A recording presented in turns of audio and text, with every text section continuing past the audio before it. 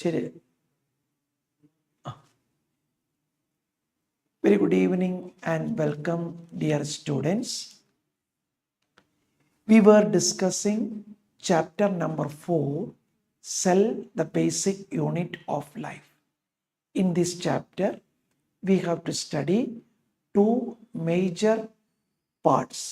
One, structural organization of prokaryotic cell. Next, structural organization of a eukaryotic cell. We completed structural organization of prokaryotic cell, discussing 14 important concepts of prokaryotic cells. Then we started organization of a eukaryotic cell. We divided it into 15 sections, starting from section A, ending in section O. Okay, ending in section O. Now we reached section K, cytoskeleton. Up to J we completed. A, B, C, D, E, F, G, H, I, J. 10 sections we completed. Today we start the 11th section, section K, cytoskeleton. അപ്പോൾ നമ്മൾ ഈ ചാപ്റ്ററിൽ prokaryotic സെല്ലിൻ്റെ ഓർഗനൈസേഷനെ പറ്റി 14 സെക്ഷനുകളിൽ പഠിച്ചു. Eukaryotic സെല്ലിൻ്റെ ഓർഗനൈസേഷനെ പറ്റി 15 സെക്ഷനിൽ പഠിച്ചുകൊണ്ടിരിക്കുന്നു. അതിൽ 10 സെക്ഷൻ നമ്മൾ കംപ്ലീറ്റ് ചെയ്തു. 11ാമത്തെ സെക്ഷൻ, സെക്ഷൻ കെ, സൈറ്റോസ്കെലട്ടൻ. എന്താണ് ആദ്യം നമ്മൾ പറയുന്നത്? എന്താണ് cytoskeleton? What is meant by cytoskeleton? Cytoskeleton is an elaborate and cytoskeleton, an elaborate network of filamentous proteinaceous structure consisting of itra madi, filamentous proteinaceous structure. What is cytoskeleton? Cytoskeleton is an elaborate, first point. What is cytoskeleton? It is an elaborate network of filamentous proteinaceous structure. സൈറ്റോപ്ലാസത്തിൽ കാണപ്പെടുന്ന protein കൊണ്ട് നിർമ്മിതമായ filament പോലെയുള്ള ഒരു സ്ട്രക്ചറാണ് cytoskeleton. രണ്ടാമത്തെ പോയിന്റിൽ നമ്മൾ പഠിക്കുന്നത് ഇതാണ്. What are the different types of cytoskeleton? What are the different types of cytoskeleton? Cytoskeleton different types എന്തൊക്കെയാണ്? What are the different types? There are 3 types of cytoskeleton. They are called microtubules, microfilaments, and intermediate filaments. What are the 3 types of cytoskeleton? Microtubules, microfilaments, and intermediate. So, then we study the third aspect. What are the functions of cytoskeleton? What are the functions of cytoskeleton? Cytoskeleton are involved in many functions. First function, that is mechanical support. സൈറ്റോപ്ലാസത്തിന് ഒരു ബലം, mechanical support കൊടുക്കുന്നു. അതാണ് സൈറ്റോപ്ലാസത്തിൻ്റെ ഒന്നാമത്തെ function, mechanical support. രണ്ടാമത്തെ function motility, സൈറ്റോപ്ലാസത്തിൻ്റെ movement അത് കൺട്രോൾ ചെയ്ത് മോട്ടിലിറ്റി. മൂന്നാമത്തെ function maintenance of shape of cell. So functions ആണ് നമ്മൾ പഠിച്ചത്. Maintenance, mechanical function, mechanical support, maintenance of shape of cell, motility. ഇതാണ് സൈറ്റോസ്കെലട്ടൻ്റെ പ്രധാനപ്പെട്ട ഫങ്ഷൻസ്. ഈ സൈറ്റോസ്കെലട്ടൻ നമ്മൾ ആരംഭത്തിൽ പഠിച്ചു. Cytoskeleton is absent in prokaryotic cell, it is present in eukaryotic cell. പ്രൊകാരിയോട്ടിക് സെല്ലിൽ ആബ്സെന്റ് ആണ് സൈറ്റോസ്കെലട്ടൻ. യുക്കാരിയോട്ട്, അപ്പം 3 കാര്യങ്ങളാണ് പഠിച്ചത്. യുക്കാരിയോട്ടിക് സെല്ലിൽ പ്രസന്റ് ആണ്, പ്രൊകാരിയോട്ടിക് സെല്ലിൽ ആബ്സെന്റ് ആണ്. യുക്കാരിയോട്ടിക് സെല്ലിൽ എന്താണ് സൈറ്റോസ്കെലട്ടൻ, എത്ര തരത്തിലുണ്ട്, എന്താണ് അതിൻ്റെ ഫങ്ഷൻ. ഇനി അടുത്ത പരിപാടിയാണ്, അടുത്ത സെക്ഷനിലേക്ക് നമ്മൾ കിടക്കുന്നു. എന്താണ് ഇനി? ഓക്കെ, അതിന് മുൻപ് അടുത്ത പോയിന്റ്. ഇനി section L. Section L, that is microbodies. Microbodies. ഇത് ടെക്സ്റ്റ് ബുക്കിലെ എന്താണ് ന്യൂക്ലിയസും കഴിഞ്ഞ് ഏറ്റവും അവസാനമാണ് കൊടുത്തിട്ടുള്ളത്. സെക്ഷൻ കെ കഴിഞ്ഞു, സെക്ഷൻ എൽ മൈക്രോബോഡീസ്. നമ്മൾ കുറച്ച് 1-2 പേജുകൾ കഴിഞ്ഞാൽ മൈക്രോബോഡീസ് എന്ന ഈ സെക്ഷൻ നമുക്ക് എൽ, സെക്ഷൻ എൽ മൈക്രോബോഡീസ്. ഇവിടെ നമ്മൾ മൈക്രോബോഡീസ് വായിക്കുമ്പോൾ നമുക്കൊരു തെറ്റിദ്ധാരണ വരാനായിട്ട് സാധ്യതയുണ്ട്. അത് തിരുത്തുകയാണ് ആദ്യം എൻ്റെ എയിം. അതായത് ഈ ഒരൊറ്റ സെൻറ്റൻസാണ് NCERT ടെക്സ്റ്റ് ബുക്കിൽ കൊടുത്തിട്ടുള്ളത് മൈക്രോബോഡീസിനെ പറ്റി. ആ സെൻറ്റൻസ് ഇപ്രകാരമാണ് ആരംഭിക്കുന്നത്: മെനി മെംബ്രെയിൻ ബൗണ്ട് വെസിക്കിൾ എന്നാണ്. പല കുട്ടികളും ഈ സെൻറ്റൻസ് വായിക്കുമ്പോൾ മെനി മെംബ്രെയിൻ ബൗണ്ട് എന്ന് വായിക്കുമ്പോൾ മൈക്രോബോഡിക്ക് അവയ്ക്ക് ചുറ്റും ധാരാളം മെംബ്രെയിൻ ഉള്ള ഒരു ധാരണയാണ് അവർക്ക് കിട്ടുക. അത് തെറ്റാണ്. ധാരാളം മൈക്രോബോഡി ഉണ്ട് എന്നുള്ള അർത്ഥത്തിലാണ് മെനി എന്ന് അവിടെ ഉപയോഗിച്ചത്.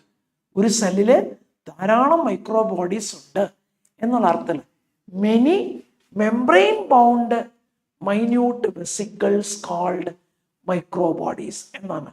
നമുക്കതൊന്ന് തിരുത്തി എഴുതാം. എന്താണ് മൈക്രോബോഡീസ്? മൈക്രോബോഡീസിൻ്റെ ഡെഫിനിഷൻ ആദ്യം എഴുതാം. അവയ്ക്കുള്ളിൽ എന്താണെന്ന് നമുക്ക് എഴുതാം. എന്താണ്? മൈക്രോബോഡീസിന് ചുറ്റും ഒരു മെംബ്രെയിനേ ഉള്ളൂ. മെനി മെംബ്രെയിൻ, അതുപോലെയുള്ള കുറേ മൈക്രോബോഡി ഉണ്ടെന്നാണ് പറയുന്നത്.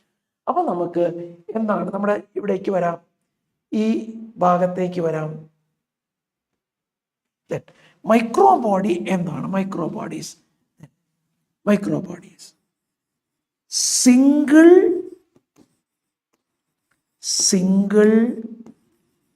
Membrane bound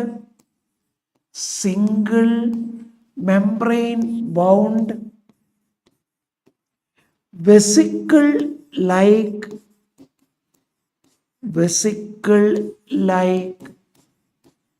structures. ഇവിടെ ഞാൻ പ്രത്യേകം എടുത്ത് പറയുന്നു, സിംഗിൾ മെംബ്രെയിൻ ബൗണ്ട്. ഒരു മെംബ്രെയിനേ ഉള്ളൂ. മൈക്രോബോഡിക്ക് ചുറ്റും ഒരു മെംബ്രെയിനേ ഉള്ളൂ. Structures in the cytoplasm.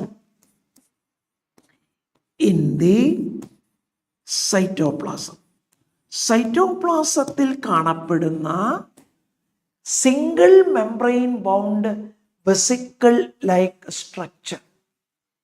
NCERTയിലെ വാചകം വായിച്ചാൽ മെനി മെംബ്രെയിൻ ബൗണ്ട് എന്ന് വായിക്കുന്ന ഒരു സ്റ്റുഡൻറ്റിനെ, അല്ലെങ്കിൽ അപ്രകാരം അർത്ഥം ഗ്രഹിക്കുന്ന ഒരു സ്റ്റുഡൻറ്റിന് മൈക്രോബോഡിക്ക് ചുറ്റും ധാരാളം മെംബ്രെയിൻസ് ഉണ്ട് എന്നുള്ള ഒരു ധാരണയാണ് കിട്ടുക.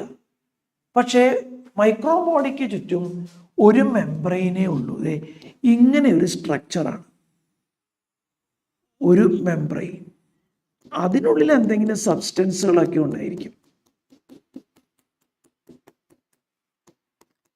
എന്താ നമ്മുടെ തെറ്റായ ധാരണ കിട്ടുക?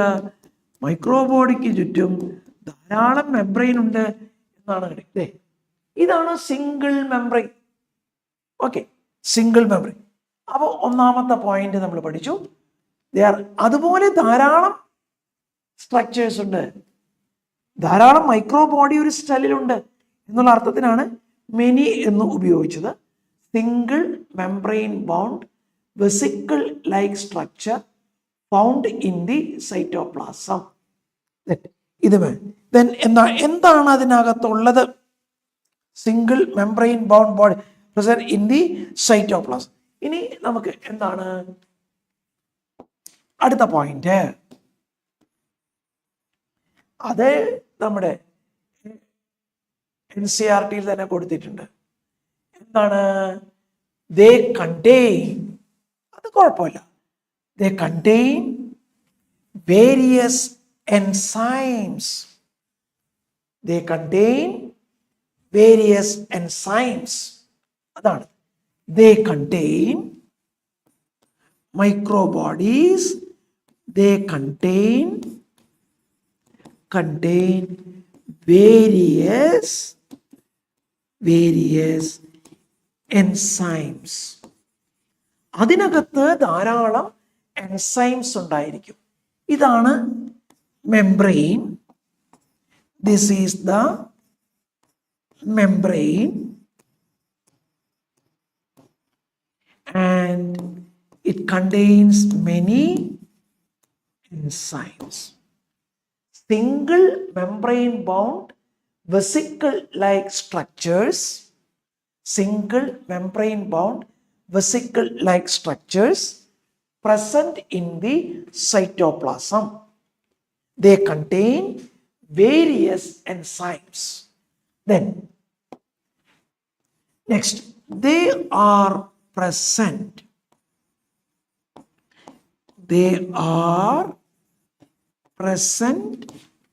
both in plants and animals. They are present in both plants and animals. Plant cells-ilum animal cells-ilum മൈക്രോബോഡീസ് ഉണ്ടായിരിക്കും. ഇനി മൈക്രോബോഡീസിന് ഒരു എക്സാമ്പിൾ, 3 എക്സാമ്പിൾസ് ഞാൻ തരാം. എക്സാമ്പിൾസ് NCERT ഇല്ലെന്ന് ഓർക്കണം. ഒരു സെന്റൻസ് മാത്രമേ NCERT മൈക്രോബോഡീനെ പറ്റി പറയുന്നുള്ളൂ.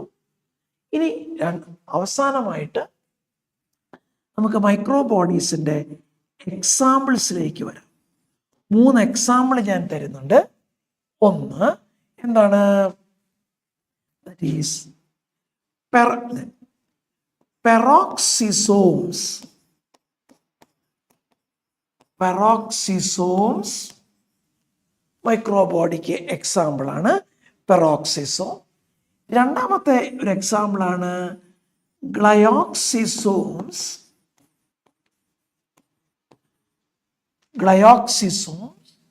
മൂന്നാമത്തെ example സ്ഫീറോസോംസ്.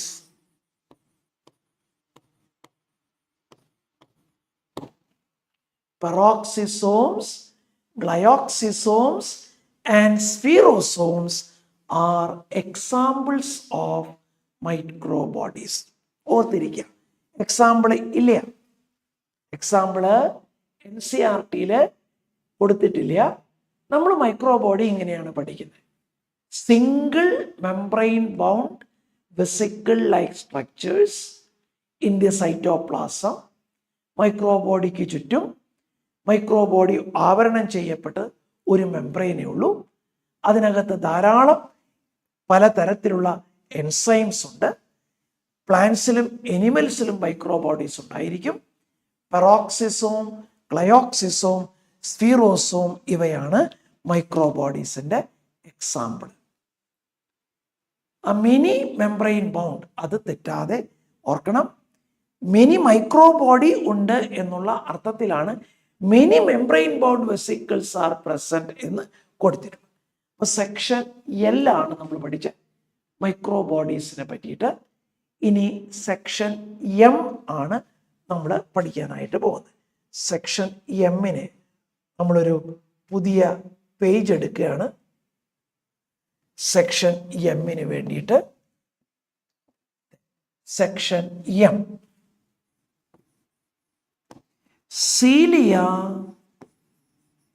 Cilia and flagella. Cilia and flagella. ആദ്യം എന്താണ് cilia and flagella? First point ആയിട്ട് നമ്മൾ എന്താണ് cilia and flagella? Definition for cilia and flagella. What is meant by cilia and flagella? Hair-like outgrowth of cell membrane. What is cilia and flagella? രണ്ടും ഒരു definition ആണ്. എന്താണ്? Hair like outgrowth. Hair like outgrowth. Hair-like outgrowth of cell membrane. Hair-like outgrowth of cell membrane. Hair-like outgrowth of cell membrane for locomotion. For locomotion. Hair-like outgrowth of cell membrane for locomotion is called cilia or flagella. സെല്ലിൻ്റെ ഉപരിതലത്തിൽ cell മെംബ്രെയിനിൽ നിന്ന് പുറപ്പെടുന്ന ഒരു എക്സ്റ്റൻഷനാണ്, ഒരു hair like ഔട്ട്ഗ്രോത്ത് ആണ് cilia. എന്താണ്? മൂവ്മെൻറ്റിന് വേണ്ടി, ലോക്കോമോഷന് വേണ്ടിയുള്ള ഒരു സ്ട്രക്ചറാണ് എന്ത്? Cilia and flagella. എന്തുകൊണ്ടാണ് ഇവ രണ്ട് വ്യത്യസ്ത പേരുകളിൽ അറിയപ്പെടുന്നത്? ഒന്ന് തന്നെയാണ്. ഫങ്ഷൻ ഒന്നാണ്, സ്ട്രക്ചർ ഒന്നാണ്. പക്ഷെ പിന്നെന്താ സീലിയ ഫ്ലാജെല്ല എന്ന് പേര്? അപ്പൊ അത് നമ്മൾ അറിയണം.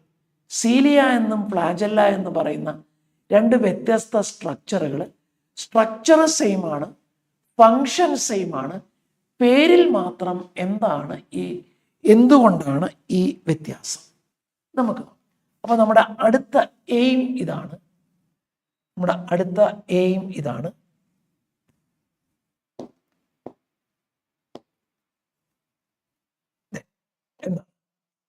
Differences between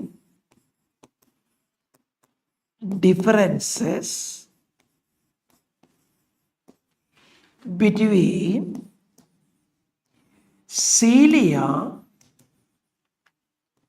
and flagella.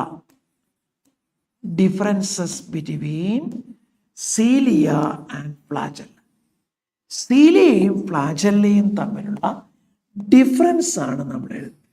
Differences between cilia and ഫ്ലാജെല്ല.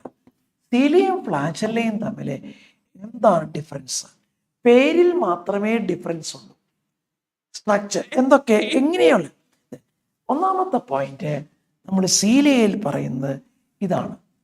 ഒന്നാമത്തെ point, cilia are short structures.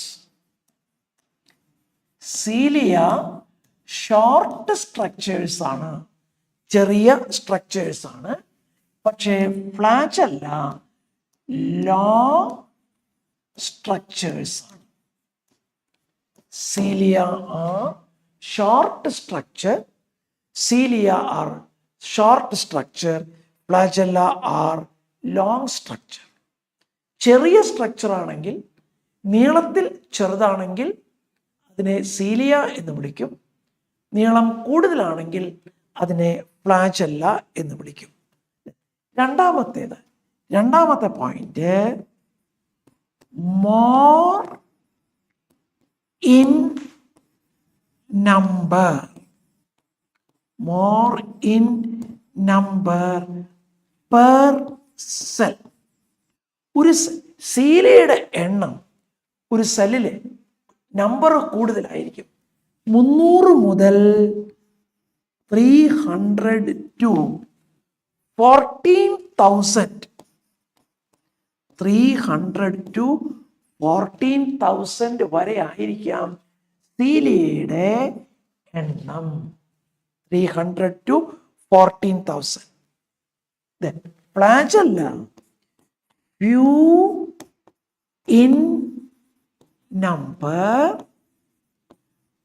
per cell. ഫ്ലാജല എണ്ണം 1 മുതൽ 4 വരെ ആയിരിക്കും.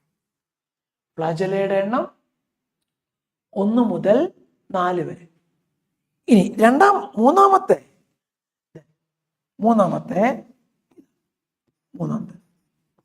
Work like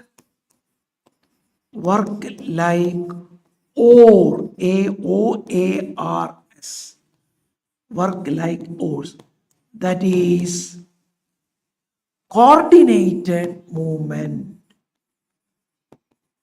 that is coordinated movement. സീലിയുടെ മൂവ്മെന്റ് കോർഡിനേറ്റഡ് ആണ്. നമ്മൾ വള്ളംകളിയൊക്കെ നിങ്ങൾ കാണുമ്പോൾ ആ വള്ളംകളിക്ക് പങ്കെടുക്കുന്ന തുഴയുന്നവരെ അവരുടെ ഓർ എന്ന് വെച്ചാൽ അർത്ഥം പങ്കായം. അതിൻ്റെ മൂവ്മെന്റ് ശ്രദ്ധിച്ചിട്ടുണ്ടോ? വളരെ കോർഡിനേറ്റഡ് ആയിട്ടുള്ള മൂവ്മെന്റ്. എല്ലാവരും ഒരേ സമയത്ത് ഒരുപോലെ ഒരേ ശക്തിയിൽ ഒരേ ഡയറക്ഷനിലേക്കാണ് ആ പങ്കായം മൂവ് ചെയ്യുന്നത്. ഇതിനെയാണ് കോർഡിനേറ്റഡ് മൂവ്മെന്റ് അഥവാ ഓർ ലൈക്ക് മൂവ്മെന്റ് എന്ന് പറയുന്നത്. Or like movement. ഇനി എന്നാൽ അത് സീലയിലാണെങ്കിൽ, ഫ്ലാജല്ലയിലാണെങ്കിൽ അങ്ങനെ ഒരു കോർഡിനേറ്റഡ് മൂവ്മെന്റ് ആയിരിക്കുകയില്ല. ഒരു കോർഡിനേറ്റഡ് മൂവ്മെന്റ് ആയിരിക്കില്ല. എന്താണ്? അൺടുലേറ്ററി മൂവ്മെന്റ് ആണ്. അൺടുലേറ്ററി മൂവ്മെന്റ് ആണ്. അൺടുലേറ്ററി മൂവ്മെന്റ് എന്ന് പറഞ്ഞാൽ അർത്ഥം പരസ്പരം കോർഡിനേഷൻ ഇല്ല. ഇൻഡിപെൻഡന്റ് മൂവ്മെന്റ് എന്നർത്ഥം. കോർഡിനേറ്റഡ് അല്ല. The movement independent movement.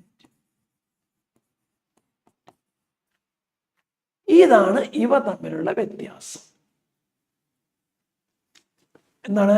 ചെറിയ സ്ട്രക്ചർ ആണെങ്കിൽ, എണ്ണത്തിൽ കൂടുതലുണ്ടെങ്കിൽ, കോർഡിനേറ്റഡ് മൂവ്മെന്റ് ആണെങ്കിൽ അതിനെ സീലിയ എന്ന് വിളിക്കും. വലിയ സ്ട്രക്ചർ, നീളം കൂടിയ സ്ട്രക്ചർ ആണെങ്കിൽ, എണ്ണം കുറവാണെങ്കിൽ, ഇൻഡിപെൻഡന്റ് മൂവ്മെന്റ് ആണെങ്കിൽ അതിനെ ഫ്ലാജല്ല എന്ന് വിളിക്കും. ഇതാണ് സീലിയയും ഫ്ലാജല്ലയും തമ്മിലുള്ള വ്യത്യാസം. ഇനി അടുത്ത പോയിന്റ്. ഇപ്പൊ സീലിയയും ഫ്ലാജല്ലയും തമ്മിലുള്ള വ്യത്യാസം നമ്മൾ കണ്ടു. എന്താണെന്ന് നമ്മൾ കണ്ടു. സീലിയയും ഫ്ലാജല്ലയും തമ്മിലുള്ള വ്യത്യാസം നമ്മൾ കണ്ടു. ഇനി മൂന്നാമത്തേത് നമ്മൾ പഠിക്കുന്നത് structure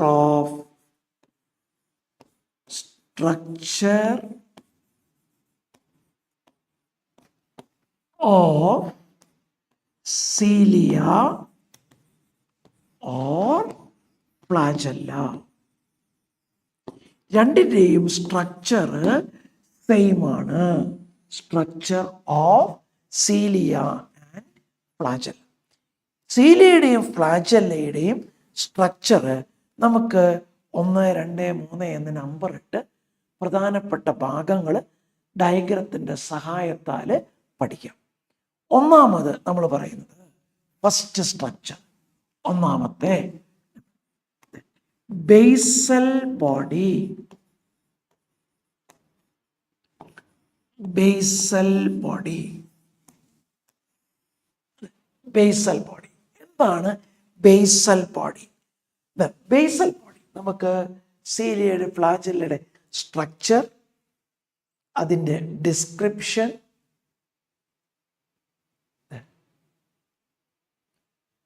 Okay.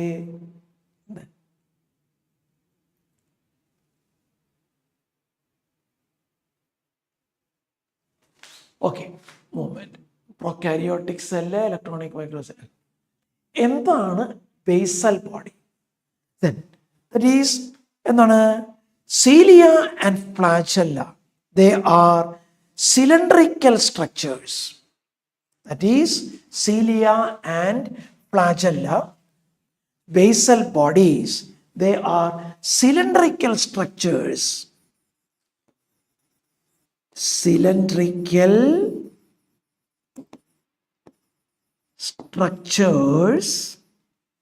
structure present in the cytoplasm.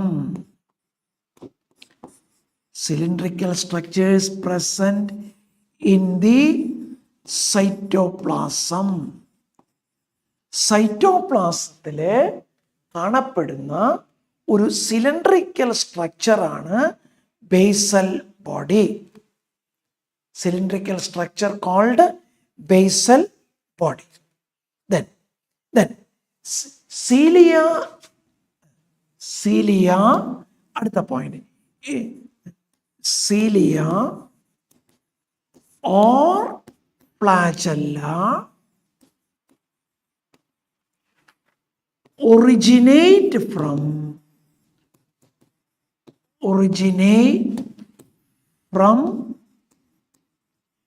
basal body. Cilia and flagella originate from basal body. നമുക്കൊരു ഡയഗ്രാം വരയ്ക്കുകയാണെങ്കിൽ ഇത് സെൽ വാള്, ഇത് സൈറ്റോപ്ലാസം. സൈറ്റോപ്ലാസത്തിലുള്ള ഒരു സിലിണ്ടറിക്കൽ സ്ട്രക്ചറാണ് എന്ത് basal body. സൈറ്റോപ്ലാസത്തിലുള്ള ഒരു സിലിണ്ടറിക്കൽ, നമുക്ക് കുറച്ചും കൂടി അടുത്ത് വരയ്ക്കാം. സൈറ്റോപ്ലാസത്തിലുള്ള ഒരു സിലിണ്ടറിക്കൽ ബോഡിയാണ്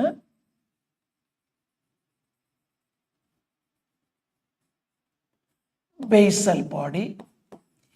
ഈ basal ബോഡിയിൽ നിന്നാണ് സീലിയയും ഫ്ലാജല്ലയും ഒറിജിനേറ്റ് ചെയ്യുന്നത്. ഇതാണ് സീലിയ അഥവാ ഫ്ലാജല്ല. സീലിയ അഥവാ ഫ്ലാജല്ല. അപ്പോൾ ആ ബേസ് ഇതിനെയാണ് നമ്മൾ, അപ്പോൾ സീലിയയും ഫ്ലാജല്ലയും സൈറ്റോപ്ലാസത്തിലുള്ള ഒരു സിലിണ്ടറിക്കൽ സ്ട്രക്ചറിൽ നിന്നാണ് ഒറിജിനേറ്റ് ചെയ്യപ്പെടുന്നത്. അതിൻ്റെ പേരാണ് basal body. basal body, cilia and or flagella. ഇതാണ് basal body. ഇനി ഇതിൻ്റെ സ്ട്രക്ചർ നമ്മൾ ഇപ്പോൾ പഠിക്കേണ്ട ആവശ്യമില്ല. കാരണം ഇതിൻ്റെ സ്ട്രക്ചർ സെൻട്രിയോളിൻ്റെ സ്ട്രക്ചറാണ്. Structure of basal body is similar to centriole. Centriole നമ്മൾ പിന്നെ പഠിക്കേണ്ടത്. അപ്പം നമുക്ക് ഇവിടെ നോക്കാം.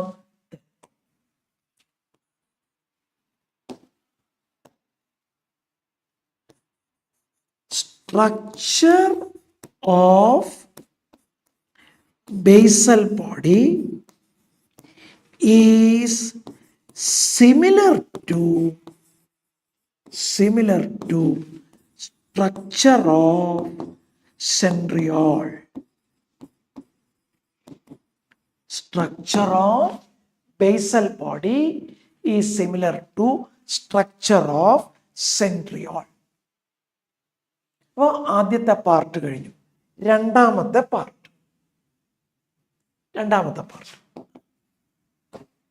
Second part, plasma membrane. Plasma membrane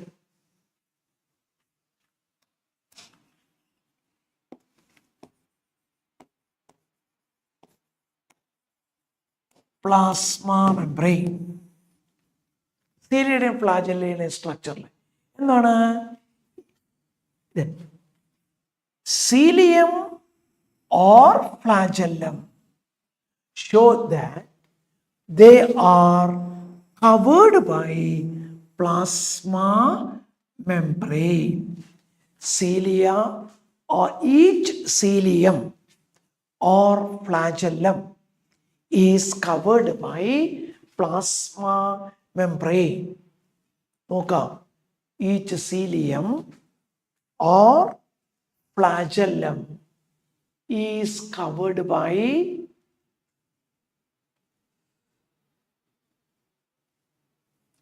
cilium or flagellum is covered by plasma membrane.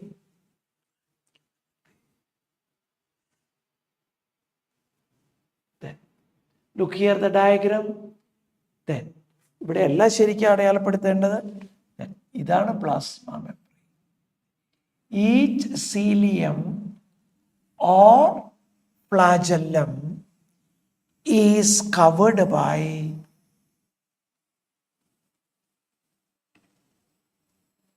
ഇങ്ങോട്ട് കടക്കരുത്, plasma membrane. Each cilium or flagellum is covered by plasma membrane. ഇനി അടുത്ത പോയിന്റ്, മൂന്നാമത്തേത് പ്ലാസ്മ.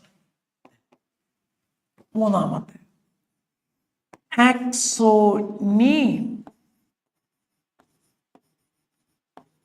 ആക്സോനീം,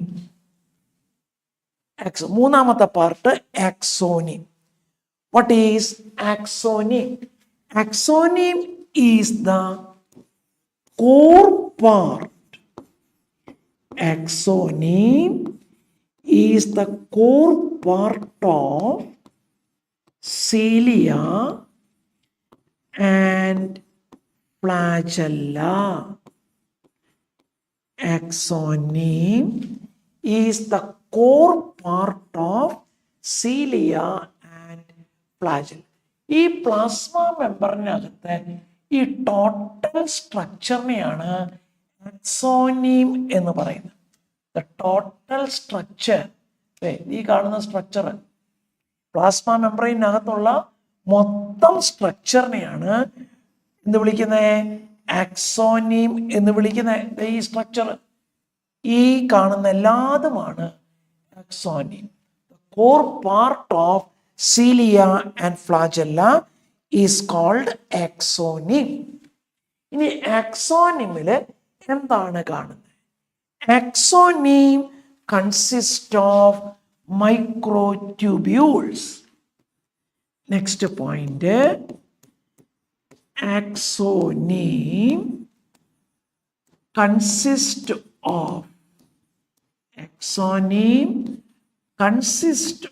of microtubules. ആക്സോനീമിനകത്ത് എന്താണ് കാണുന്നത്? മൈക്രോട്യൂബ്യൂൾസ് ആണ് കാണുന്നത്. ആക്സോനീമിനകത്ത് കാണുന്ന മൈക്രോട്യൂബ്യൂൾസ് ആണ്. അടുത്ത പോയിന്റ്, they show, മൈക്രോട്യൂബ്യൂൾസ് എന്നാണ് അർത്ഥമാക്കുന്നത്. they show 9+2 arrangement.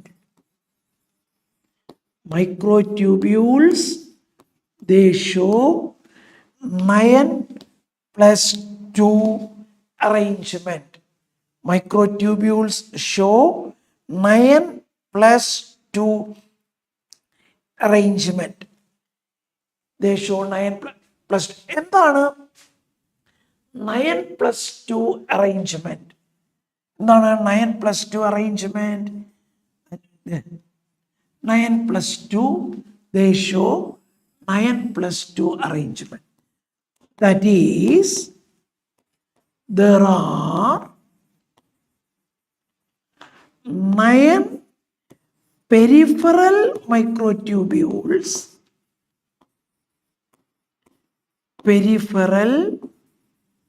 There are 9 peripheral microtubules and 2 central microtubules. എന്താണ് 9+2 അറേഞ്ച്മെന്റ് എന്ന് വെച്ചാൽ അർത്ഥം? There are 9 peripheral microtubules and 2 central microtubules. Peripheral റീജിയനിൽ പുറത്ത് 9 മൈക്രോട്യൂബ്യൂൾസ് ഉണ്ട്, നടുവില് മധ്യത്തില് 2 മൈക്രോട്യൂബ്യൂൾസ് ഉണ്ട്. ഓക്കെ, അത് നമുക്ക് നോക്കാം. എണ്ണിക്കോളൂ. 1 2 3 4 5 6 7 8 9 പെരിഫറൽ മൈക്രോട്യൂബ്യൂൾസ്, നടുവിലെ 2 മൈക്രോട്യൂബ്യൂൾസ്.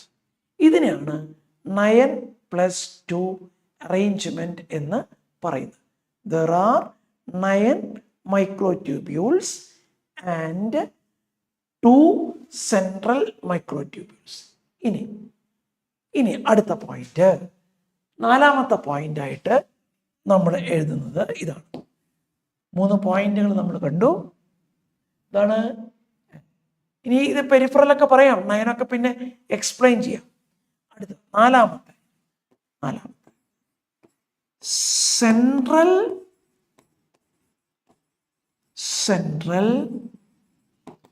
microtubules. Central microtubules. ആദ്യം central microtubules. Central microtubules are singlet. ഓരോന്നേ ഉള്ളൂ. Central microtubules are singlet. Then they are surrounded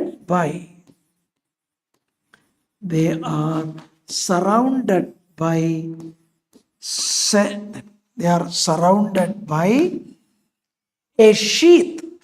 Central microtubules are surrounded by a central sheath. Central microtube 9+2 arrangement ആണ്. 9+2 അറേഞ്ച്മെന്റ് എന്ന് വെച്ചാൽ 9 peripheral മൈക്രോട്യൂബ്യൂൾസ്, 2 central മൈക്രോട്യൂബ്യൂൾസ്. ആദ്യം നമ്മൾ central മൈക്രോട്യൂബ്യൂൾസിനെ പറ്റി 3 കാര്യങ്ങൾ പറയുന്നു. 1, സെൻട്രൽ മൈക്രോട്യൂബ്യൂൾസ് ആർ സിംഗ്ലറ്റ്. ഒരെണ്ണം ഇതേ ഉള്ളൂ. They are surrounded by a central sheath. They are connected by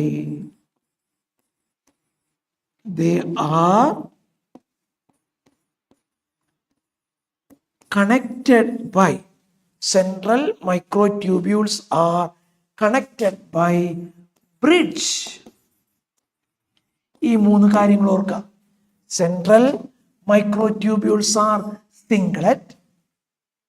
They are surrounded by central sheath.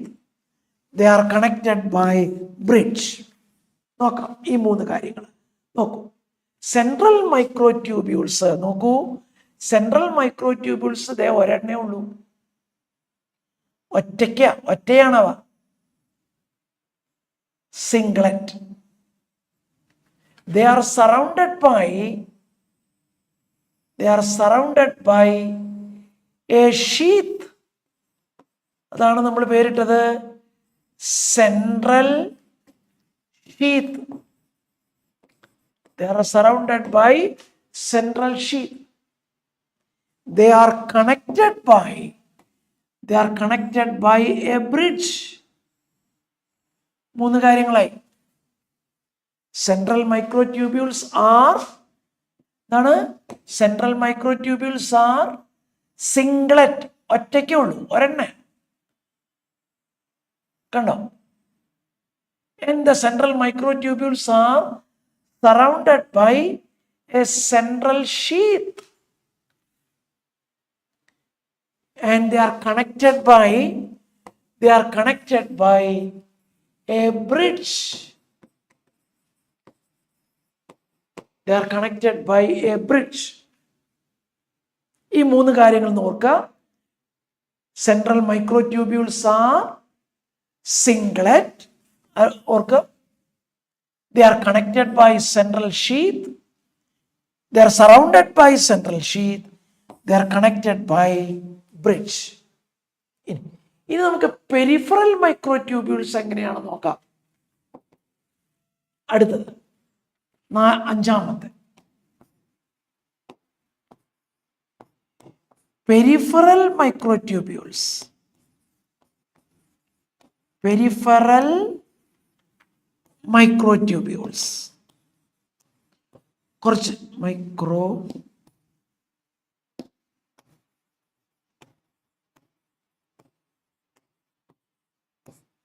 ഓരോന്നായിട്ട് നമുക്ക് നോക്കാം.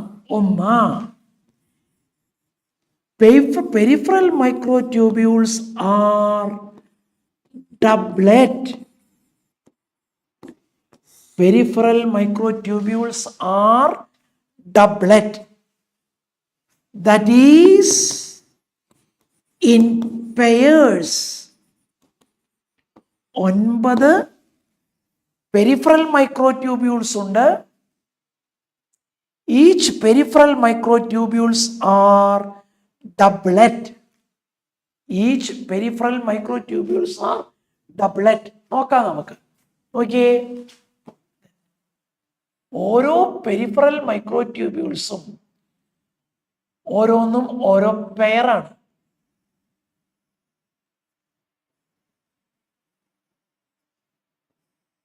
ഒരു മൈക്രോട്യൂബ്യൂള്, രണ്ടാമത്തെ മൈക്രോട്യൂബ്യൂള്. Peripheral microtubules are doublet, means pairs.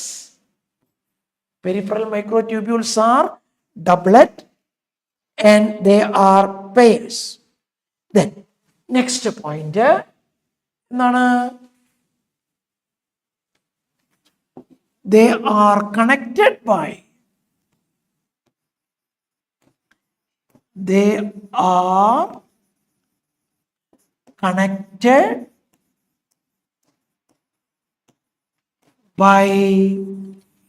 linkers. They are connected by linkers. Look here, peripheral microtubules തമ്മിൽ connect ചെയ്തിട്ടുണ്ട്. Linkers, otherwise called inter-doublet bridge. Okay, each adjacent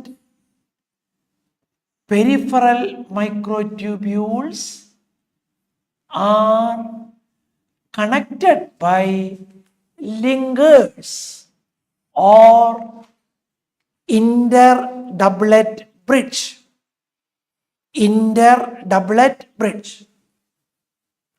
ഇനി അടുത്ത point,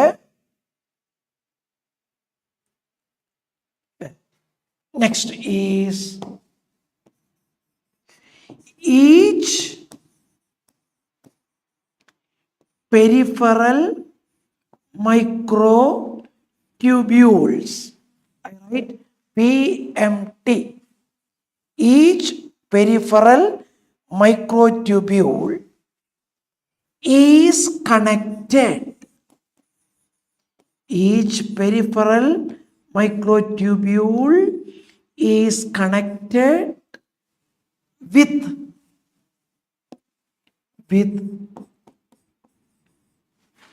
central sheath. Each peripheral microtubules are connected with the central sheath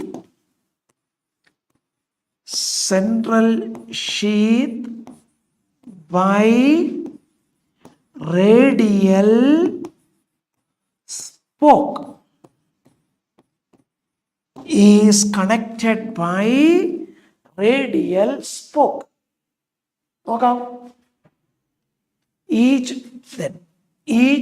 central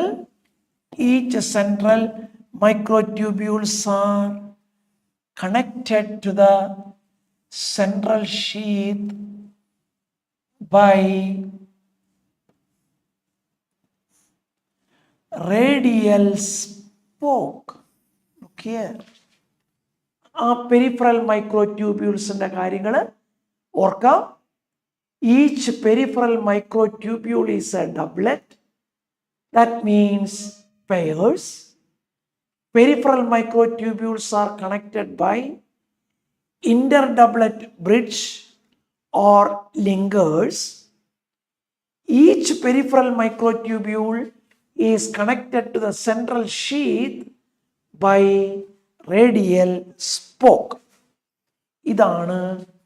ഇതാണ് cilia and ഫ്ലാജെല്ലയുടെ structure. ഈ cilia and ഫ്ലാജെല്ലയുടെ structure നമ്മൾ പഠിച്ചു. Cilia and structure of cilia and flagella 5 ഭാഗങ്ങളായിട്ടാണ് പഠിച്ചത്. Basal body, plasma membrane, axoneme, central microtubule, peripheral microtubule. Basal body, we studied it like this. Basal body,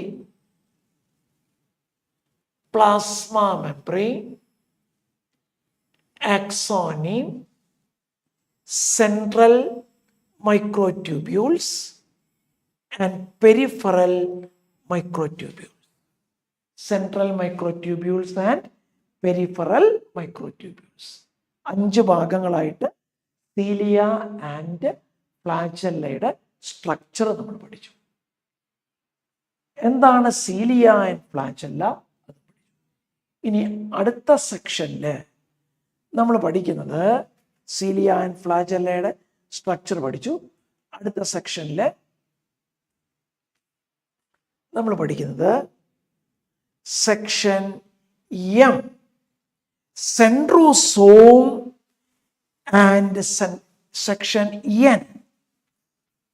section N, centrosome and centriole. Centrosome and centriole. ആദ്യം നമ്മൾ സെൻട്രോസോമിനെ പറ്റി പഠിക്കും, പിന്നെ നമ്മൾ സെൻട്രിയോളിനെ പറ്റി പഠിക്കും. എന്താണ് സെൻട്രോസോം?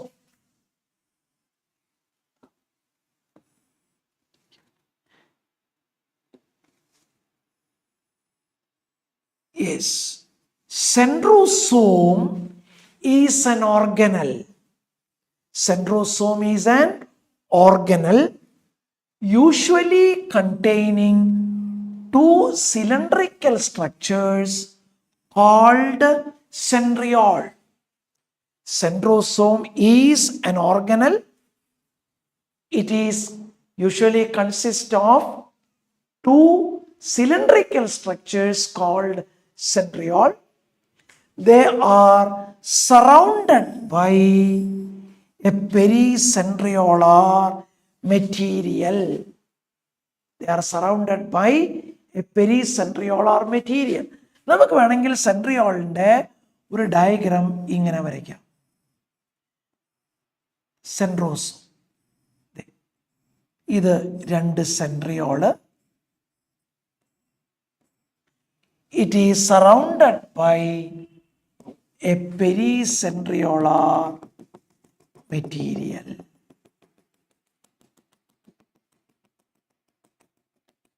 സെൻട്രോസോം, ഇതാണ് സെൻട്രോസോം.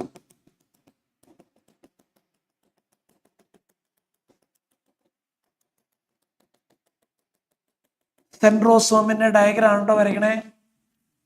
ഇതാണ് pericentriolar material.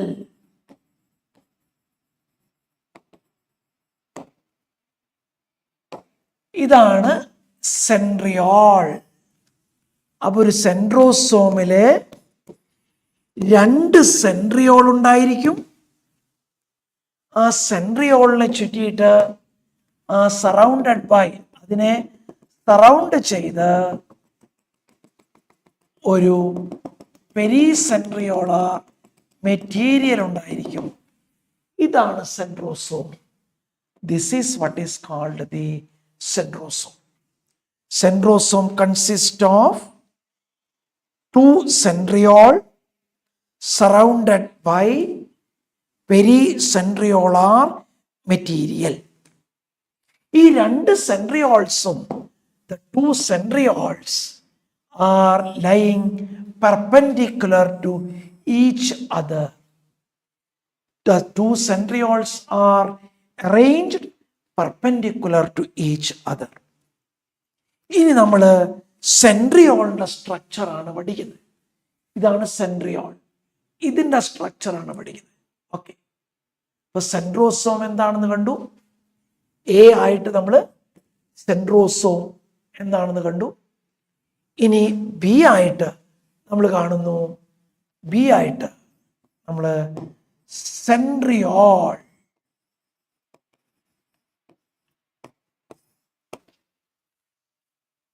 സെൻട്രിയോൾ അടുത്ത പേജിൽ കൊടുത്തിട്ടുണ്ട്. സെൻട്രിയോൾ എന്താണ്? ഫസ്റ്റ് നെക്സ്റ്റ് പേജിൽ നമ്മൾ കൊടുത്തിട്ടുണ്ട് സെൻട്രിയോൾ. ദെൻ സെൻട്രിയോൾസ് എന്താണ്? Centriole, centriole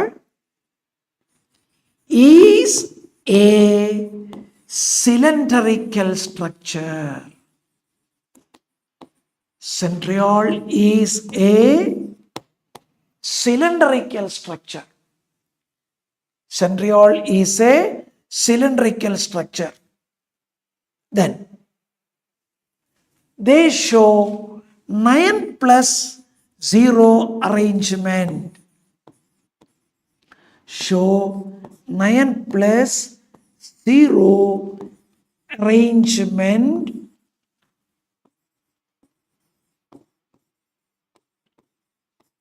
of microfibrils.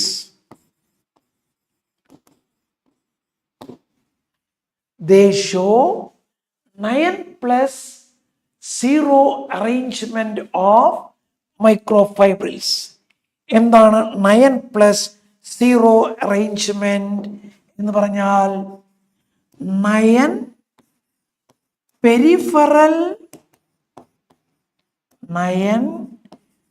peripheral microtubules, 9 peripheral fibrils,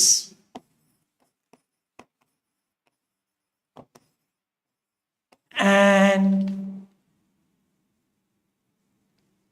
there is no means 0.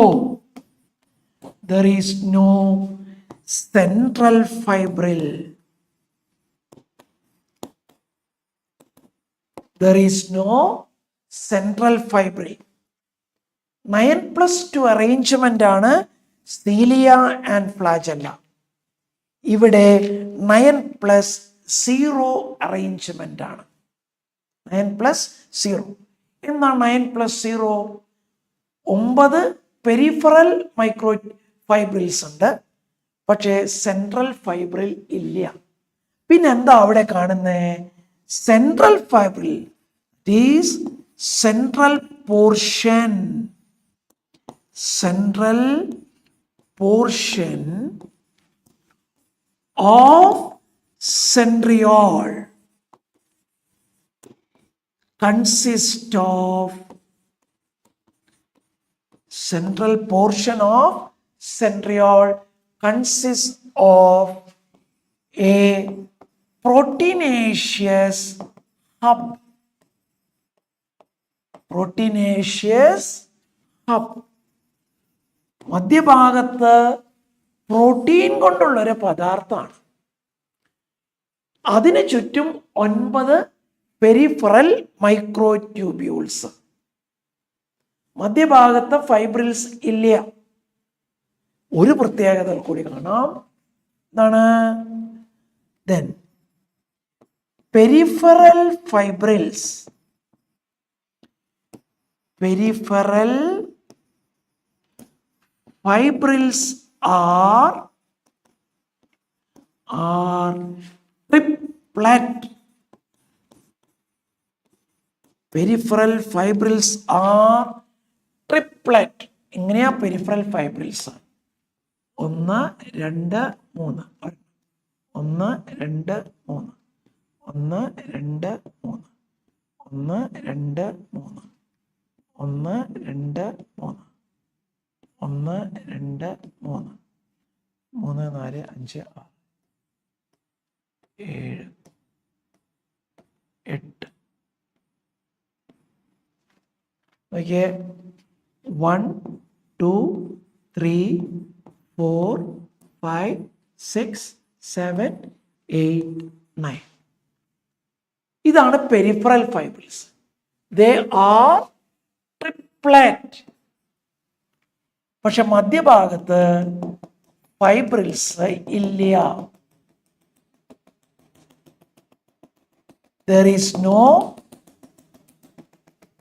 central region is occupied by a proteinaceous hub. Central region is occupied by a proteinaceous hub. ഇനി peripheral microtubules are connected by peripheral microtubules are connected by linkers. Peripheral microtubules are connected by linkers. അടുത്ത point ആയിട്ട് not ചെയ്യാം. Peripheral fibrils are connected by linkers. Then each peripheral fibrils are connected to proteinaceous hub by radial spoke.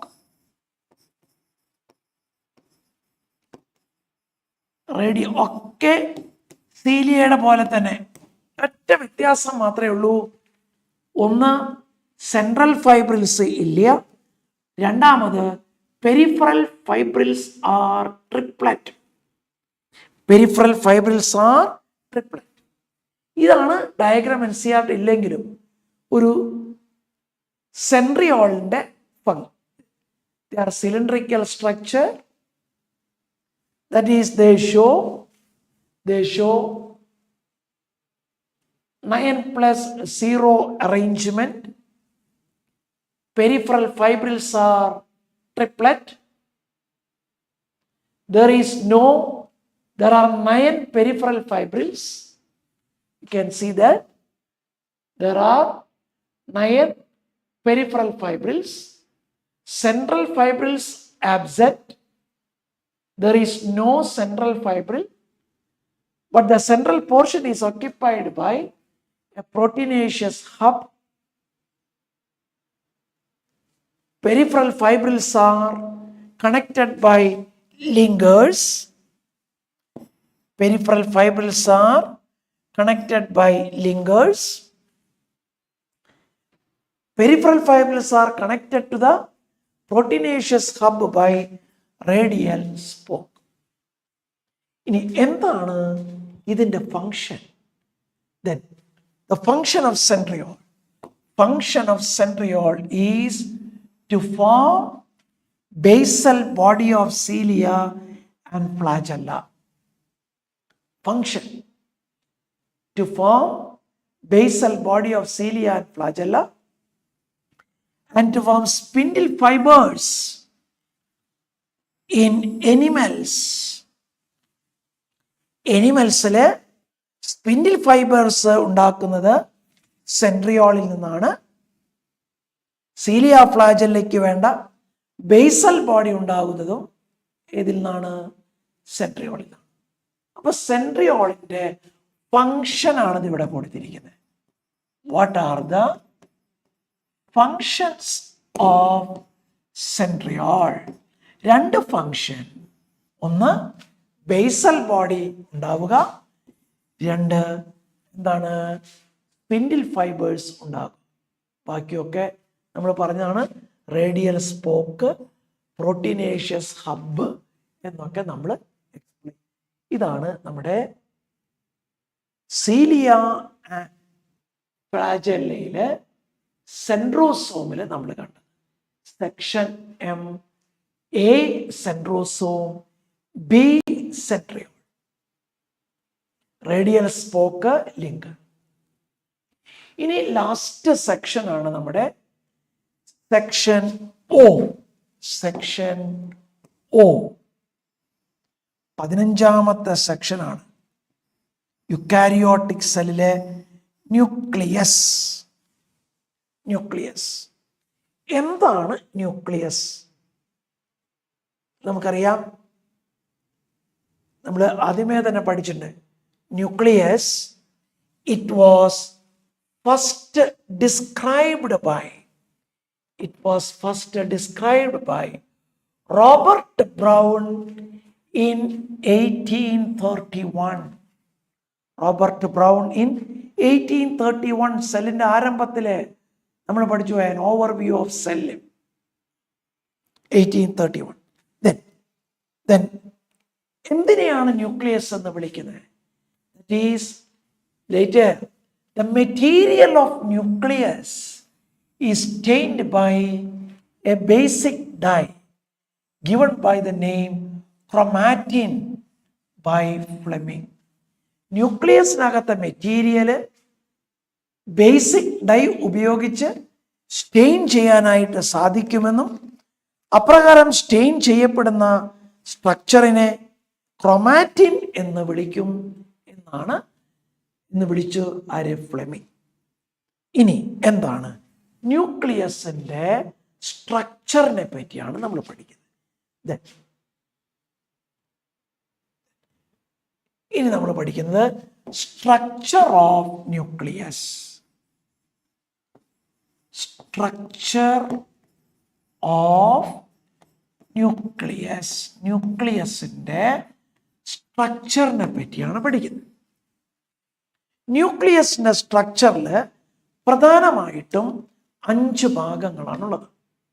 Structure of nucleus consist of 5 parts. ഒന്നാമത്തേതാണ് nuclear envelope. Nuclear envelope അല്ലെങ്കിൽ nuclear membrane. Nuclear envelope or nuclear membrane. നമുക്കറിയാം എന്താണ് nuclear membrane. That is, nucleus is surrounded by a membrane. Nucleus is surrounded by a membrane and that membrane is called, നമുക്ക് ഇവിടെ വരയ്ക്കുകയാണെങ്കിൽ nucleus is surrounded by a membrane.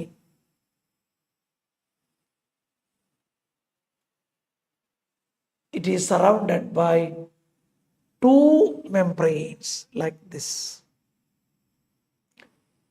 This is called nuclear membrane. Nuclear membrane.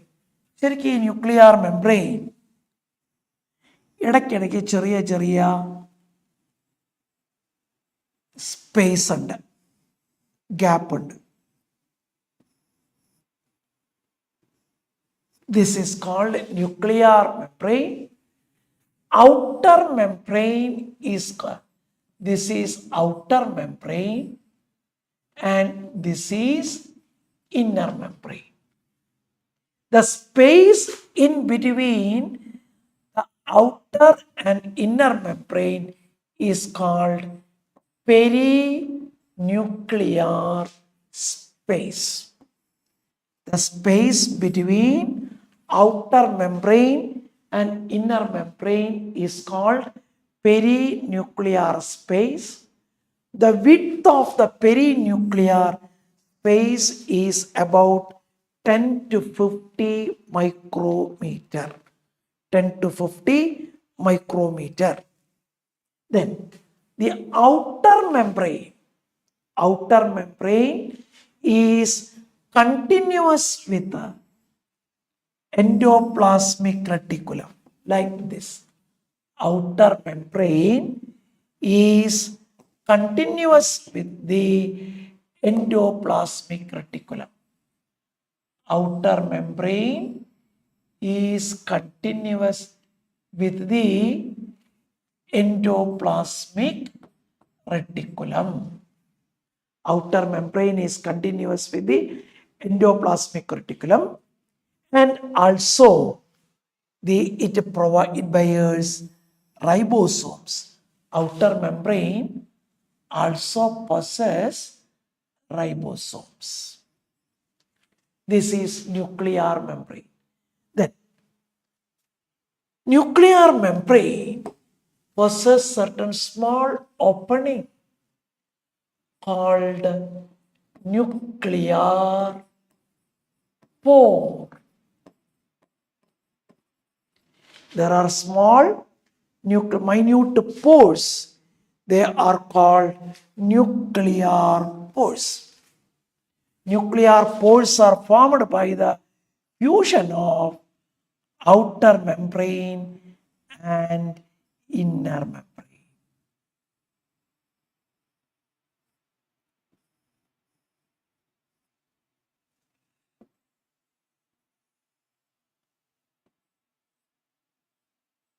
Outer membrane and inner membrane. So this is new. This opening is called nuclear pore. ഇവിടെ നമുക്ക് വേണമെങ്കിൽ nuclear pore അങ്ങ് വരച്ചു കൊടുക്കാം. Opening is called the nuclear pore. Small openings.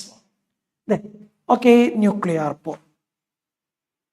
അപ്പോൾ nuclear envelope പറഞ്ഞു, perinuclear space പറഞ്ഞു, nuclear. ഇനി nucleoplasm. So the matrix of nucleus is called the nucleoplasm.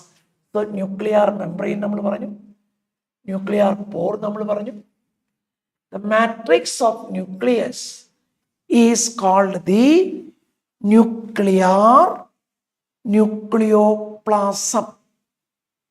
The entire content of the nucleus is called nucleoplasm. The matrix of nucleus enveloped by the nuclear membrane is called nucleoplasm. Nucleoplasm consists of two components. Nucleoplasm consists of two components. One component is called the chromatin. Nucleoplasm consists of two components. One component is called the chromatin. The other component is called the nucleolus.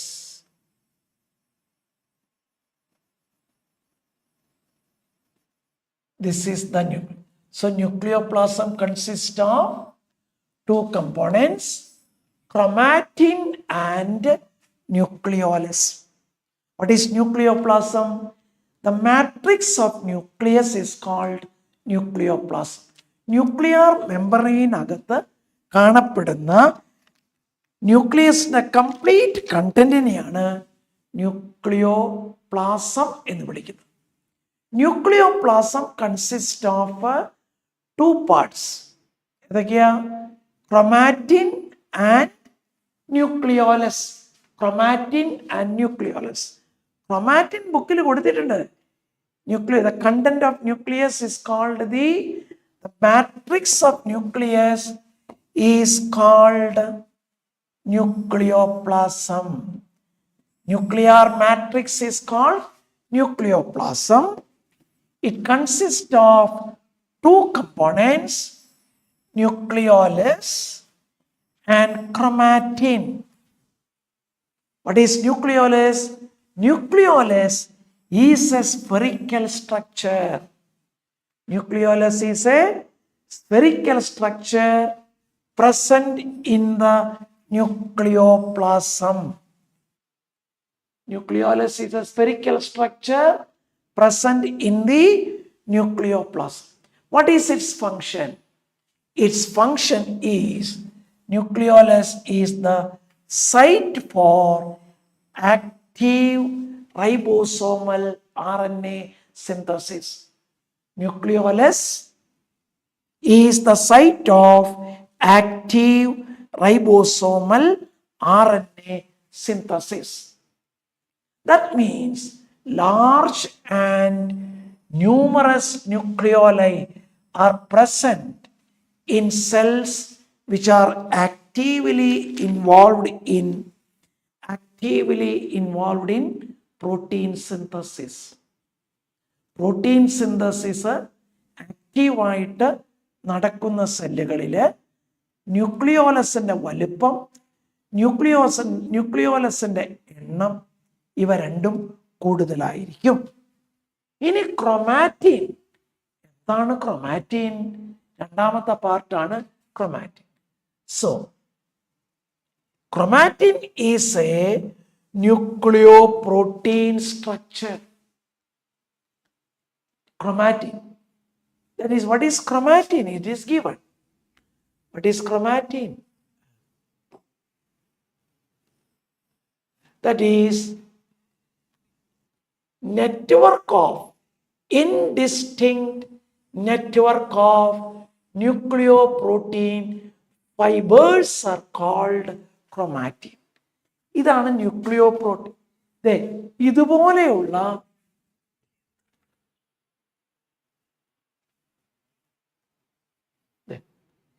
ഈ fibres സ്ട്രക്ചറാണ് chromatin. That is continuous network of nucleoprotein structure. Fibers of nucleoprotein structure is called chromatin. So nucleoplasm consists of two structures, nucleolus and chromatin. Nucleolus is a spherical structure. Chromatin is a fiber-like structure made up of nucleoprotein. Okay. ഇനിയാണ് നമ്മൾ അടുത്ത പാർട്ടായിട്ട് പഠിക്കുന്നു chromosome.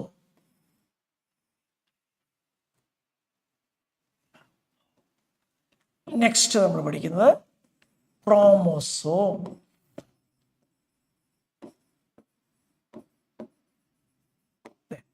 എന്താണ് chromosome? That is during cell division chromatin undergo coiling and forms distinct structure. Chromatin indistinct structure ആണ്. Chromatin is an indistinct, വേറെ കാണാൻ പറ്റാത്ത സ്ട്രക്ചർ. ക്രോമസോം എന്താണ്? They are distinct structures during cell division. Chromatin undergo coiling to form chromosome. ഇനി ക്രോമസോമിന്റെ structure. Chromatin contains DNA, basic proteins called histones, non-histones and RNA. Non-histones and RNA. Then ഇനി ക്രോമസോമിന്റെ structure. ക്രോമസോമിന്റെ structure, each chromosome consist of 2 threads called chromatid. ഓരോ ക്രോമസോമിനും 2 thread ഉണ്ടായിരിക്കും. 1, 2. These structures are called chromatid.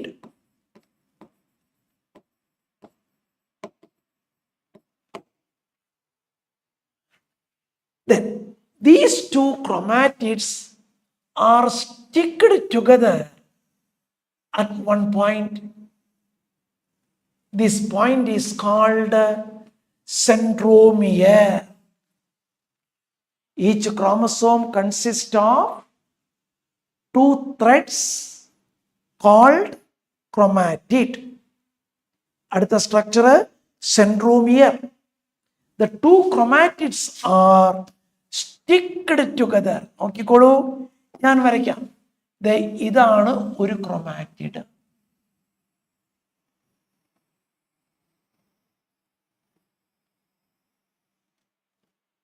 അടുത്ത chromatid ആണ് ഞാൻ വരയ്ക്കുന്നത്.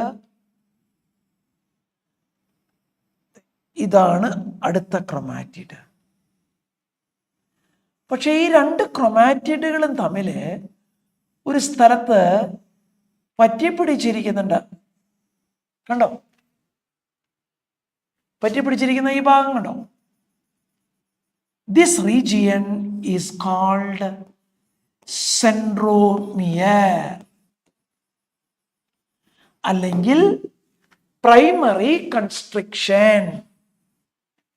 Centromere or primary. ഈ പ്രൈമറി കൺസ്ട്രിക്ഷനിലെ ഡിസ്ക് ഷേപ്പിലുള്ള 2 സ്ട്രക്ചേഴ്സ് കാണാം.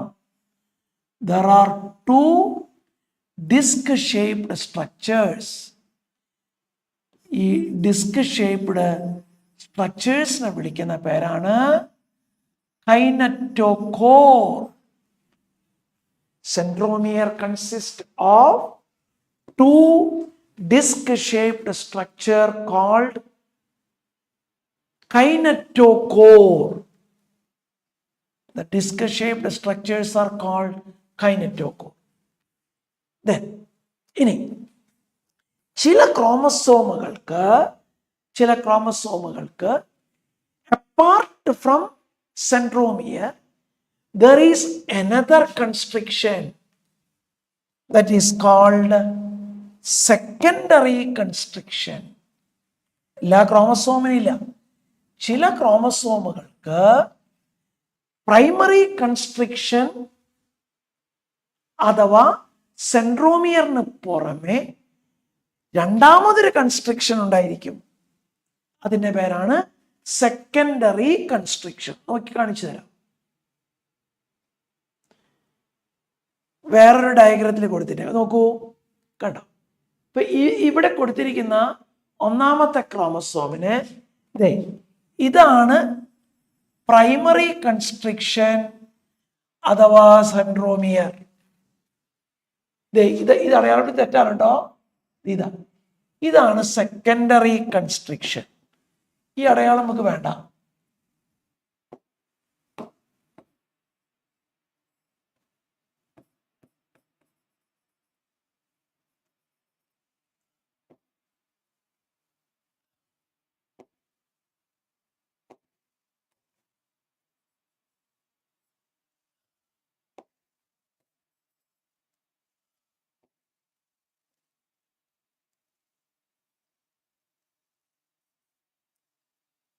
ഇതാണ് സെക്കൻഡറി കൺസ്ട്രിക്ഷൻ. കൺസ്ട്രിക്ഷൻ അതാണ് സെക്കൻഡറി കൺസ്ട്രിക്ഷൻ. അല്ലാതെ ഇത് സാറ്റലൈറ്റ് ആണ്.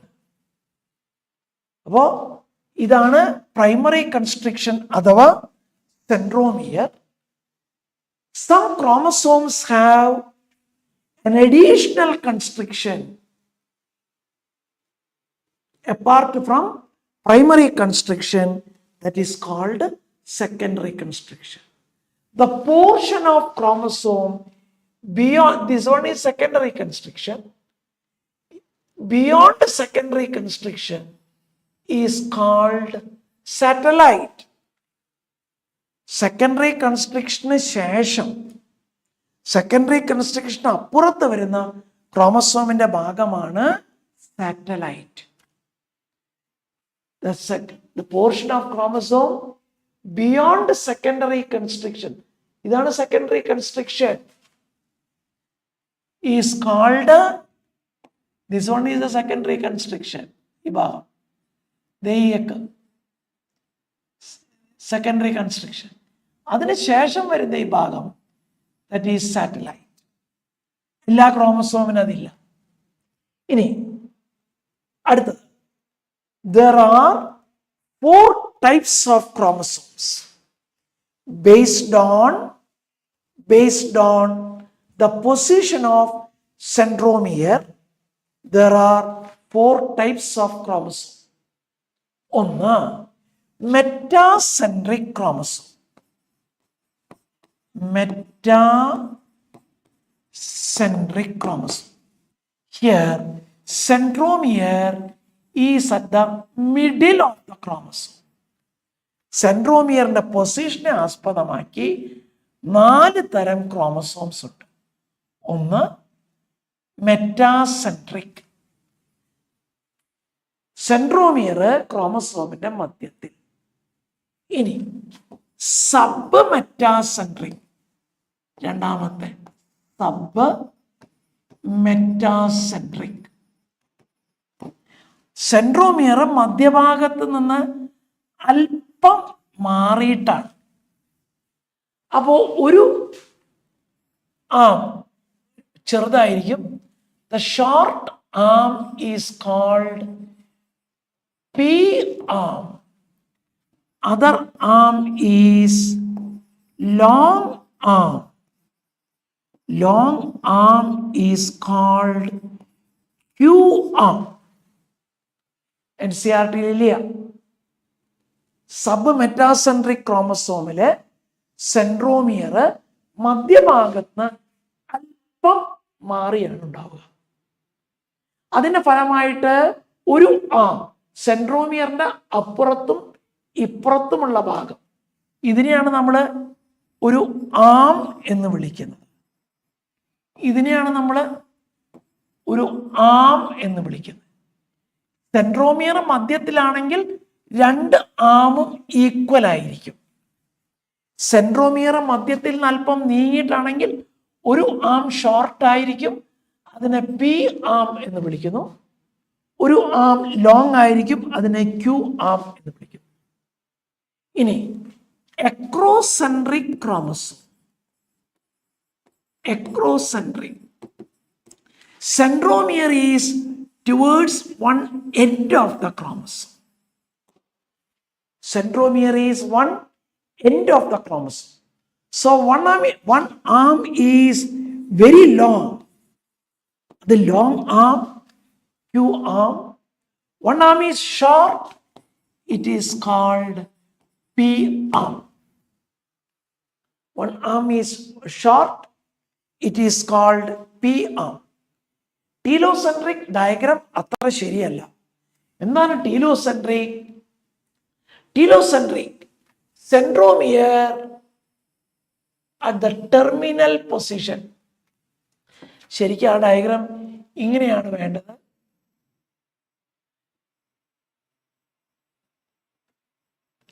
സെൻട്രോമിയർ ക്രോമസോമിന്റെ ടിപ്പിലാണെങ്കിൽ the chromosome is called telocentric chromosome. Then telomere. Telomere means tip of the chromosome. Tip of the chromosome is called telomere. ക്രോമസോമിന്റെ ടിപ്പിനെയാണ് ടീലോമിയർ എന്ന് വിളിക്കുന്നത്. അപ്പൊ ടീലോസെൻട്രിക് ക്രോമസോം, ടീലോസെൻട്രിക് ക്രോമസോമിലെ സെൻട്രോമിയർ ക്രോമസോമിന്റെ ടിപ്പിലായിരിക്കും. അത്രയ്ക്കും ക്ലിയർ ആയിട്ടുള്ളൊരു ഡയഗ്രാം അല്ല. ഇതും എക്രോസെൻട്രിക്കും ഏതാണ്ട് ഒരുപോലെയാണ്. അത് പാടില്ല. എക്രോസെൻട്രിക് എന്ന് പറഞ്ഞാൽ centromere is towards one end of the chromosome. These are the 4 types of chromosome. What are they? Metacentric, submetacentric, acrocentric and telocentric. എല്ലാതും NCERTയിലെ metacentric, submetacentric, acrocentric, telocentric 4 തരം ക്രോമസോംസ്. ഡയഗ്രാം ഇങ്ങനെയാണ് വേണ്ടത്. Okay, so with this we completed the chapter number 4, Cell, the basic unit of life. Next class, we start the new chapter. Thank you, dear students. Thank you very much. Good night. Bye.